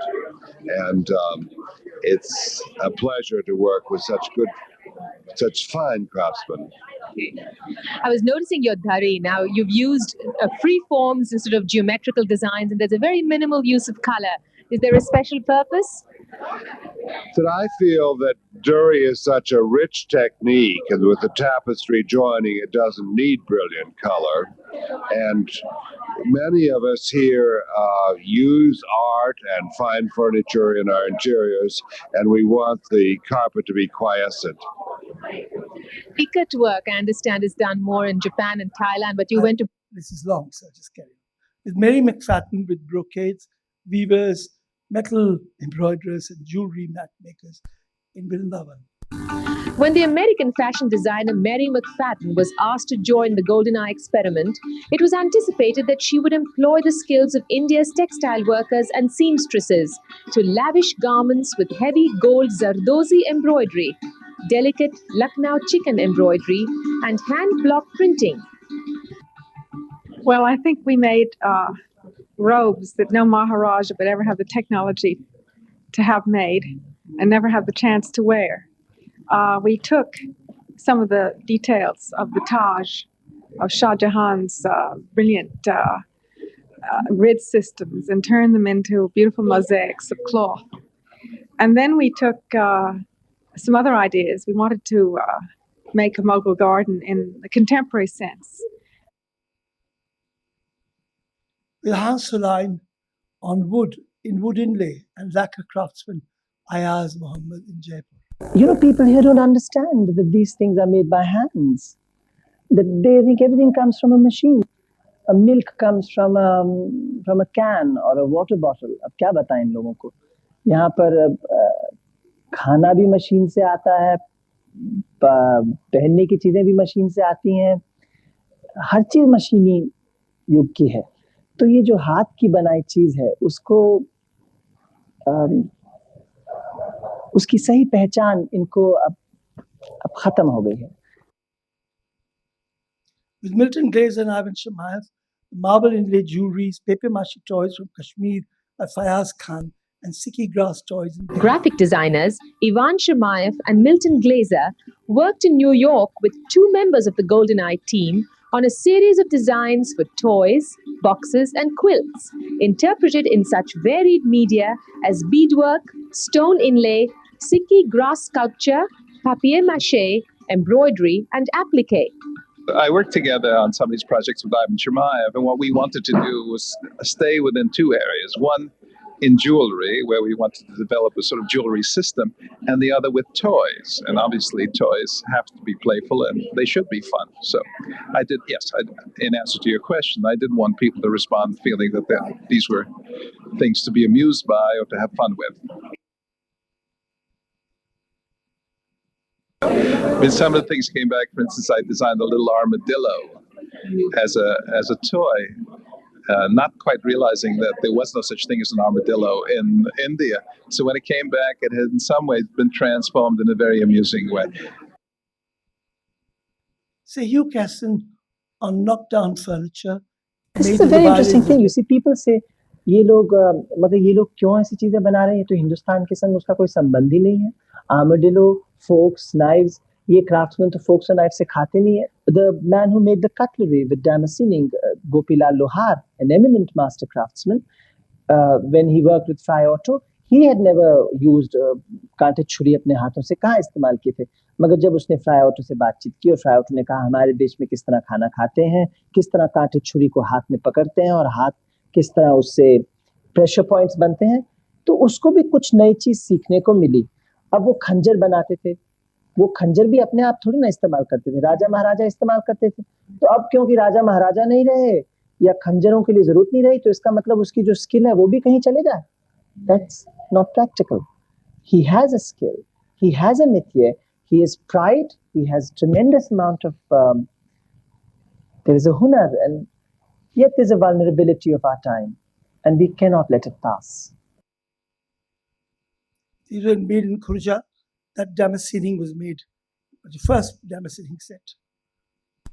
These tents were made by Teji Ben, who then employed 500 women to rear a whole industry to this,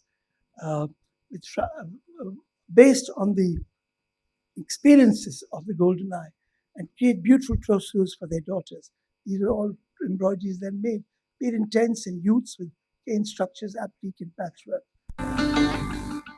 Best known for his research into tent structures that combine engineering, architecture, and sculpture, the German architect Fry Otto designed a canvas tent that has been decorated by traditional artists from different areas of India. He also designed furniture and table settings for the tent. I always try to make a thing as simple as possible.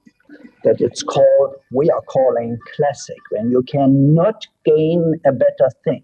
Of course, it was the task not to make an imitation of Indian design, but work with Indian craftsmen, our own designs through. So it's a combination of India and, for me, of European design. Don't take this skill for granted. That if you take it for granted, it will go. That conservation for skills that are there depends upon renewed patronage with newer markets, newer ideas, new objects that will instill imagination amongst the creators of these objects and the users. So just the 4 reviews in New York Times is a half a page. Calculate the cost. The cost of the government of India to the entire exhibition was less than the cost of one advertisement, and we had 4 reviews. So editorial publicity is the way to go, and that is what I wish to appeal to. Now you've worked with Indian craftsmen in designing your furniture. How do you think Indian craftsmanship measures up for you in terms of the quality of their work? It was an incredible experience because at the beginning I thought, oh, how could I do industrial design with Indian craftsmen? Because it may be considered as something contradictory, industrial design and craftsmanship. But at the end, I discovered it opened to me and to the design, generally speaking, a very wide new frontier. Because designing for Indian craftsmen, you understand that as soon as you take out the dimension of time being money, as it is in Western culture, you can do much more things. You feel yourself much more free to imagine and to design things. Can you imagine this has been done by hand, by a single man with a little tool and a little hammer? It's an incredible masterpiece. And so I feel very proud to have done it. And the craftsman should be very proud to have done it. Again, those magazines, Vogue magazine, all the other magazines were not Indian magazines then, but they all gave full editorials, front editorials based on the exhibition. Has this Golden Eye experiment enhanced or enriched your own design vocabulary? I think so. Yes, I've loved it, and I'm excited more and more by the possibilities in complexity and all the kinds of things that the modern movement didn't allow us to do for so long. And of course, India is fuller of complexity than anywhere else in the world, I think. And so the chance to make furniture, which is what this is, that has layers and layers and layers of story in it, was exciting to us. Again, New York Times. Again, New York Times. Continuously it went on. The exhibition was there for 4 months, but 4 reviews in New York Times is what most blockbusters can't expect to get, but we were very fortunate. Range of skills is unparalleled in the world. That Indian craftsmen probably own as many talents as the rest of the world put together. There are very few craftsmen, traditional craftsmen left in Europe or the Americas, some in other parts of Asia, but India is richest.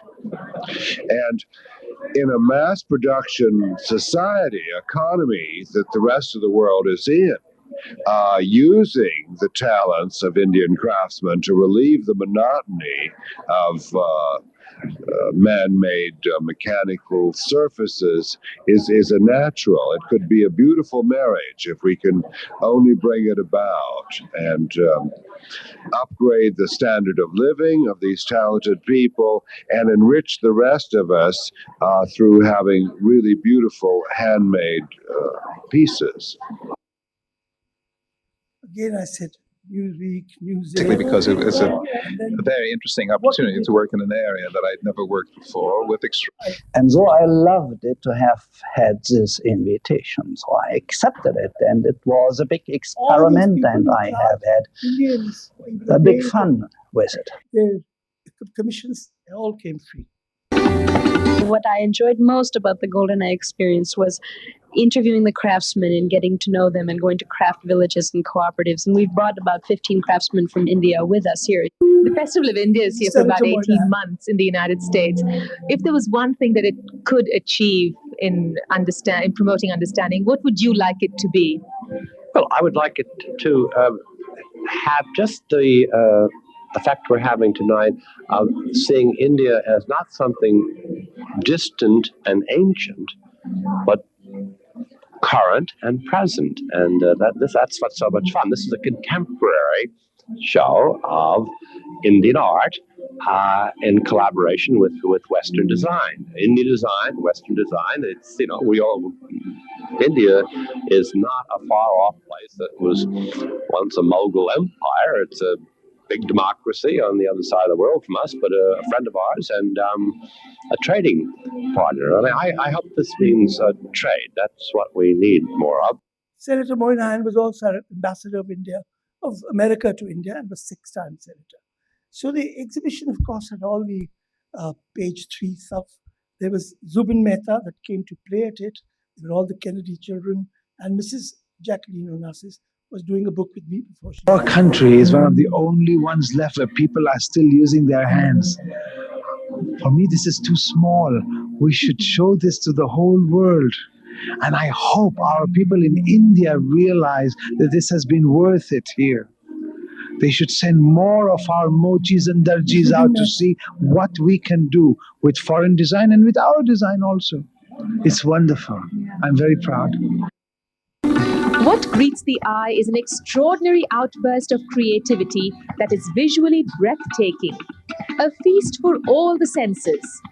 It also demonstrates beyond a shadow of a doubt that India is perhaps the only country left in the world that has a vast reservoir of design resources and skilled craftsmen in every media, whose creative energies can be tapped to restore to the Western world what it has lost in the last century during its drive towards mechanization and industrialization. These are the kind of Nancy Reagan, that's Jack Larson's, and I would like, I don't know, you can't read the offer from Bergdorf Goodman, but if you could just briefly announce part of it, just to give an idea how the commercial world responded. With great enthusiasm and anticipation, I'm writing to confirm Bergdorf Goodman's intention to showcase the Golden Eye. It is our intention to feature the collection in our 5th Avenue store on our newly constructed 7th floor. We anticipate featuring the merchandise in a special shop to be designed by you.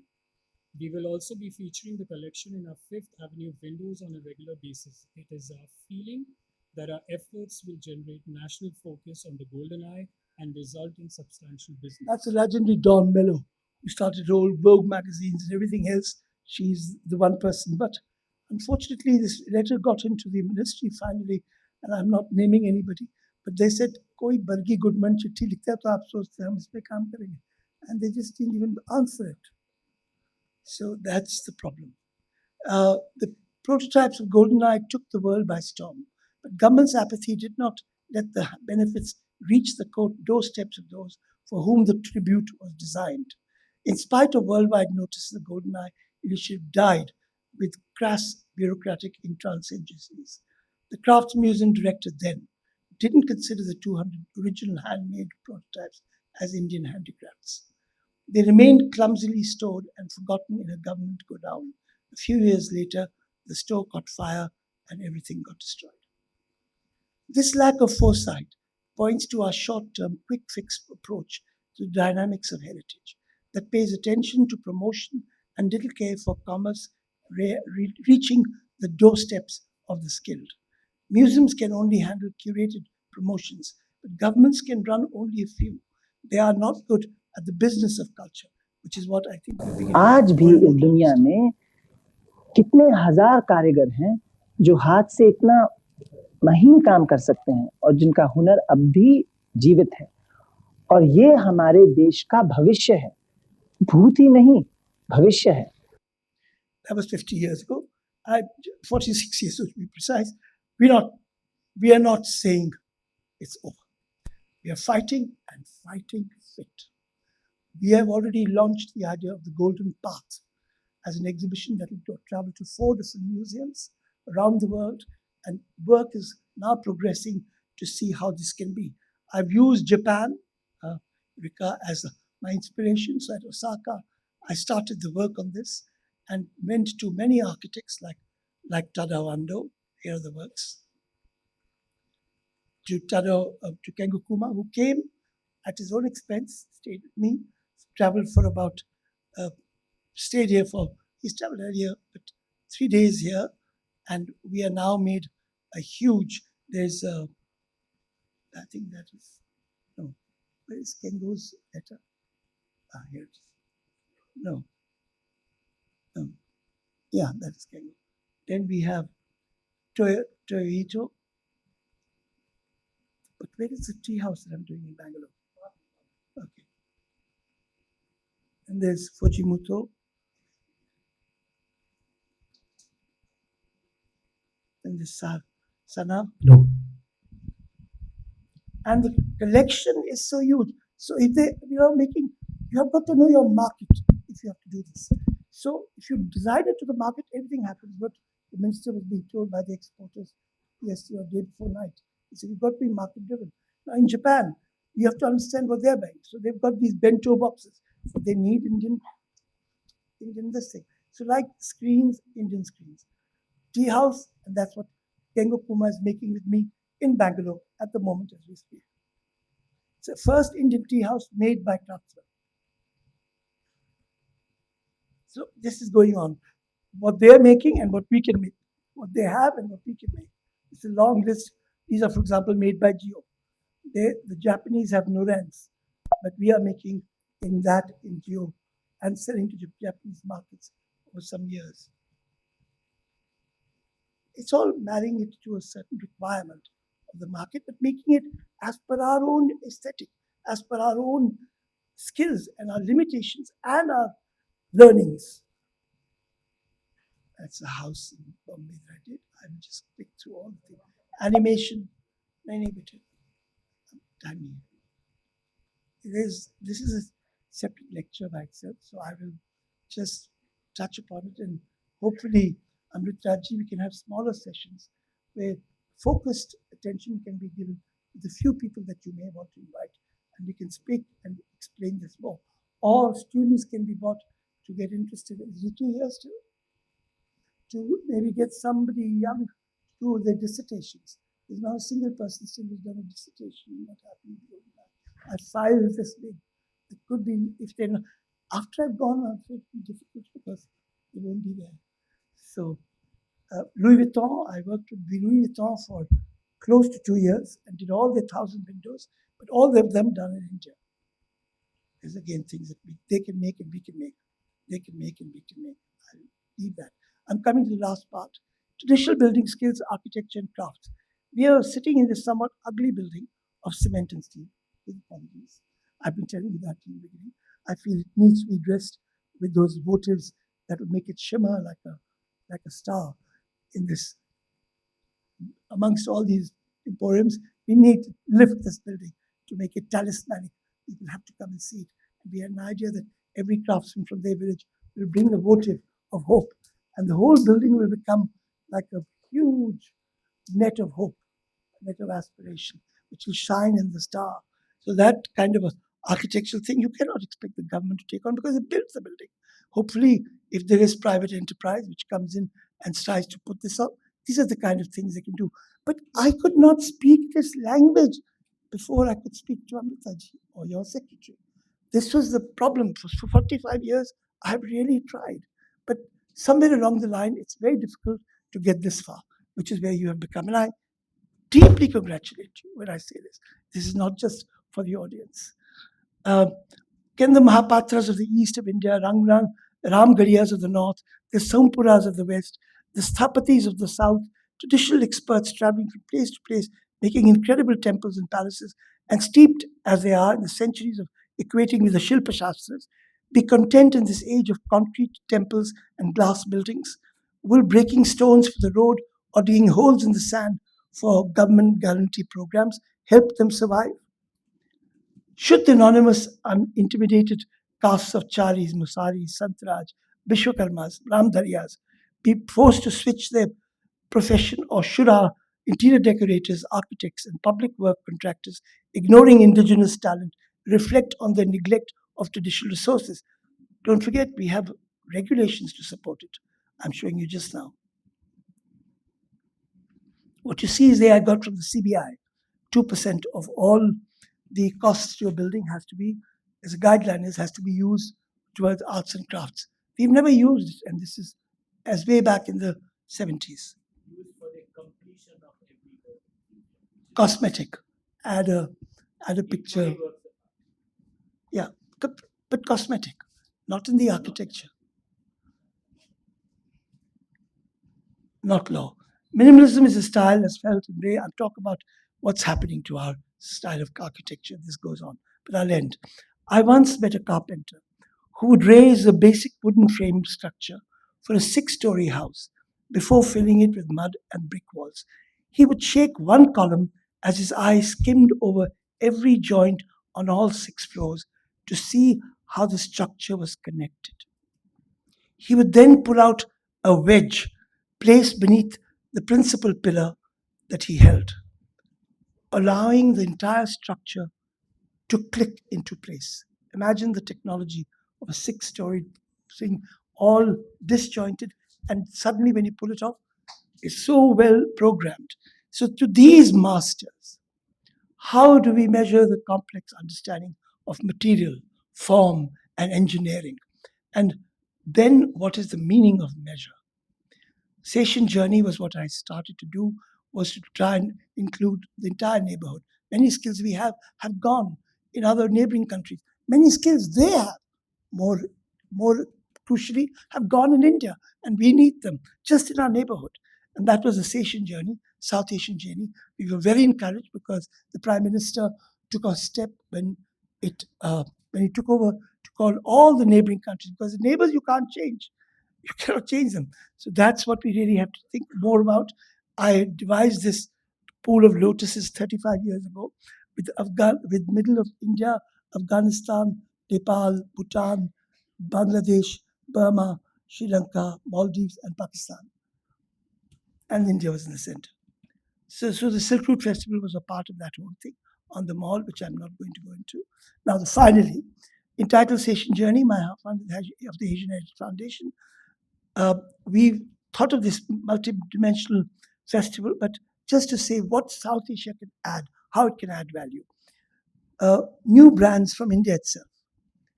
Like we have brands all over that dictate our market, whether it be Tiffany's or Cartier or Bulgari or Hermes or Lalique or Tiffany or Van Cleef & Arpels or Gucci or Louis Vuitton, for which I did all these works. The more important issue at the moment, this is all what I did for Louis Vuitton. and the GI that is coming now. I remember with J.R.D. Tata was trying very hard, like what you're trying to do right now, to say, could you take up one thing when he did Titan? This was at the Titan factory. And I said, take up one craft, each house, and take it up all the way and give it the exposure that all these other brands have been able to give. The kind of money that we cannot think of giving in the cards. So what are these? Look at a brand like Bidri, if it was to become a big brand. Or even, your Meenakari enamel, especially the pink enamel that comes from bananas.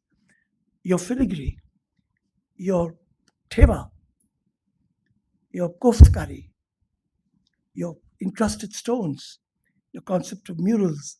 So I've over 3 decades tried to set up the South Asian Design, Arts and Technology Center as a space for creative collaborations, investing in cross-cultural currency. But land to build it has eluded us.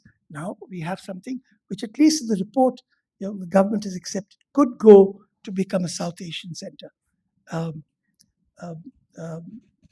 Amit ji, कि हमारी ये तो कह सकते हैं कि हमारी नज़र में है कि बढ़ते बढ़ते ये कारवां पूरे नेबरहुड को भी देख पाएगा, एटलीस्ट आपकी। और इसी की तरह हम लोगों ने एक कॉलेज यूनिवर्सिटी बनाने का इरादा है, एक डिजिटल एजुकेशन पे हिंदुस्तान की हुनरशाला, जहाँ के गुरुजन और जो उस्ताद हैं और जो गुरुज हैं वो डिजिटली अपने गांव में भी रहें मगर दुनिया के साथ कनेक्ट रहें। मैं यहीं पे अपना ज़रा लंबा भाषण ख़त्म करता हूँ, मगर आपसे एक दरख्वास्त है, ये मेरा एक तरीका है कि आपने शायद आपको जगाने के लिए, बट एक चीज़ जो मुझे बहुत उत्साह देती है, हमने एक बहुत अच्छा इसका स्लोगन बनाया है, जो स्लोगन से ज़रा ज़्यादा है। तो ये मैं सोचता हूँ कि जब हम अपने आस-पास पड़ोस की बात करते हैं, जब अपने कलाओं की बात करते हैं जो पॉलिटिक्स से बहुत बड़ा है, और हम अपनी विरासत की बात करते हैं, तो हम अपने आप को एक सशक्त करते हैं। और इस सशक्तिकरण का जो मैं उदाहरण देता हूँ वो ये है कि हम इन्हीं कलाओं के ज़रिए डाइवर्सिटी, अपना हाथ बढ़ाइए, diversity, connectivity, empowerment, conserve, position, leading to peace. अभय मुद्रा। बहुत बहुत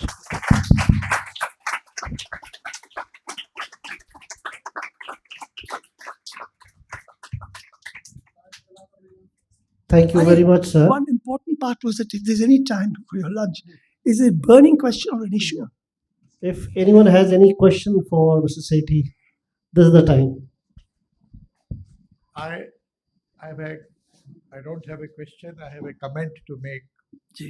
That I could feel the pain in your address about how we have treated our handicraft, tradition, handicraft and everything. But the best part is this, the creation of Kunj, and all thanks to ma'am sitting here. Creation of Kunj is a silver lining which we can see, which can take our handicraft way ahead and to the place where you want it to reach. And this is my comment.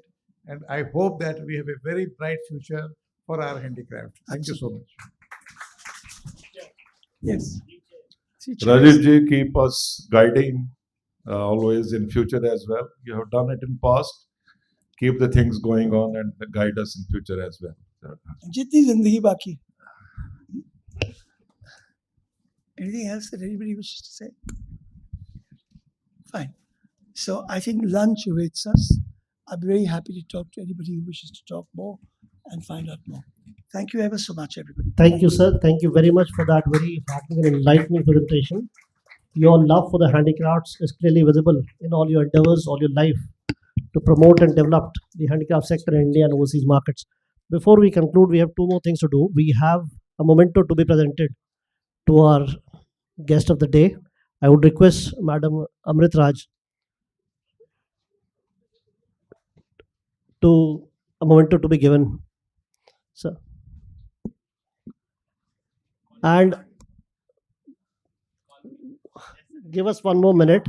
कि अगर कोई मायूसी हो तो मैं इससे अंत कर सकता हूँ कि बस्ती बसना खेल नहीं है, बसते बसते बसती है। तो हम पहुंचे नहीं कर रहे।